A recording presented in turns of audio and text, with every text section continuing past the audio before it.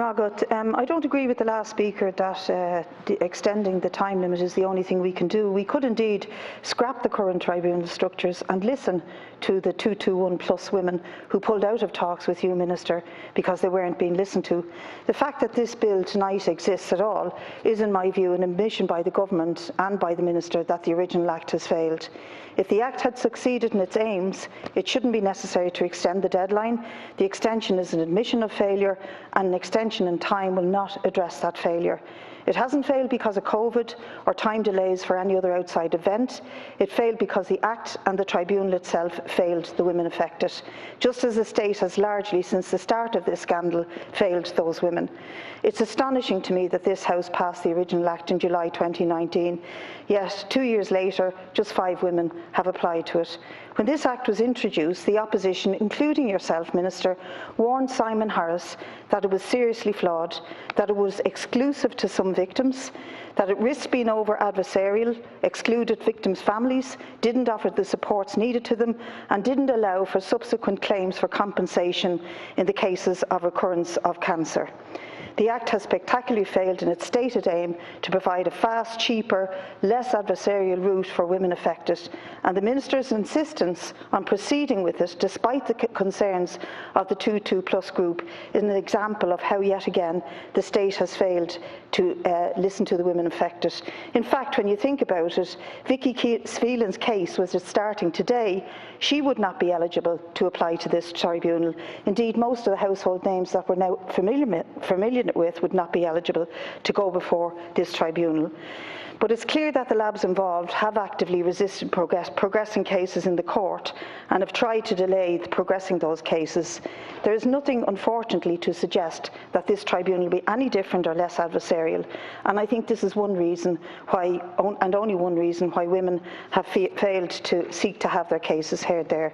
It's bitterly ironic that the present trends, the tribunal is more likely to spend a multiple of state funds on itself rather than on the women affected by the screening failures. Unless the tribunal is informed in line with what the 22 plus women are quite reasonably asking for, it will continue to be a failure. The fact is that the fears of many of us about this tribunal have been proven correct. It isn't about the state making amends to the women affected, it's about the state following through on its apology. It's about the state circling the wagons and ensuring secrecy over its failures. I note that 2 of my amendments have been ruled out of order on the grounds of costs. Ironically, the purpose of them was to widen and make the tribunal more open to women affected who are not included in the 221 plus or the ORCOG groups. I'd like to ask the Minister how you intend to address that issue, given that when in opposition, you seem to agree with these concerns. When we discussed the original Act, you shared our concerns on this. I just want to make some general comments on the CervicalCheck scandal. Women affected by the scandal, and some of us who have raised it continually in here, have had to listen continually to an avalanche of commentators and experts explaining to us that screening programs are not diagnostic, that they are not perfect, that it's perfectly natural to miss some discordant slides. Women have been talked down to, told that they are raising concerns and threatening the very screening programs that have saved thousands of lives. And if legal claims continue, we were warned that the poorer labs would have to withdraw from providing the vital service. Shut up and move on has been the hidden and not so hidden message. The women affected know exactly what the natural limitations of screening are, and so do I. We don't need that repeated. Screening is not a diagnostic check. There will be natural and unavoidable errors in screening. False negatives can mean very different things depending on the actual smear. Some false negatives are not negligent, and there are different grades of errors in each individual test. I and other women understand that, but we also know what negligence is, and the CervicalCheck scandal is about negligence. That is why multinational corporations have paid out millions, and that is why the HSE and the state have apologised, because negligence has cost lives. And the question remains unanswered. How did this happen? From the start, I believed that the contracting out of the screening service to private for-profit labs in the US was a mistake, that competitive tendering for such a vital service was running down domestic and public control labs, and that doing this type of screening was a big mistake. Since the scandal broke, we've been repeatedly told there's nothing to see here, move on. The privatisation of the screening programme was not an issue. I've had ministers and the HSE get angry at me at committee stages for suggesting that there are any connections. But let me just recap. At no stage have the state seemed interested in why catastrophic errors made by private labs while conducting a service on behalf of the state, why that happened. That in itself is astonishing.